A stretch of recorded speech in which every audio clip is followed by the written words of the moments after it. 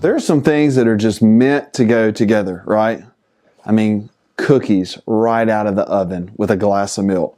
Friday night and a high school football game, right? Mario and Luigi. You can't think of one without thinking of the other. But the same is true for truth and godliness. These are intertwined. And the more we lean on to the truth that God has set forth in His Word, the more we will grow in godliness and Christ-likeness. When Paul is writing the introduction to his letter to Titus, a son of his in the faith, he mentions that the letter is for the faith of God's elect and their knowledge of the truth that leads to godliness. I listened to a preacher or so-called preacher the other day who made mention that he didn't believe in hell and that everyone, regardless of their religions or belief, would get to heaven because everyone seeks out their own truth, he said.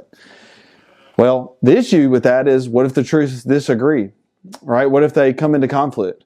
The ultimate truth is found in God's Word, and He has told us through His Son, Jesus Christ, that He is the way, the truth, and the life, and nobody comes to the Father except through Him, through Jesus.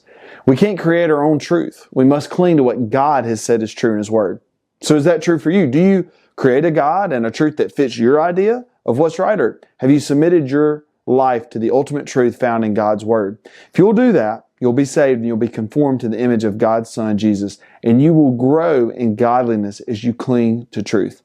These two cannot be separated. Change begins in you.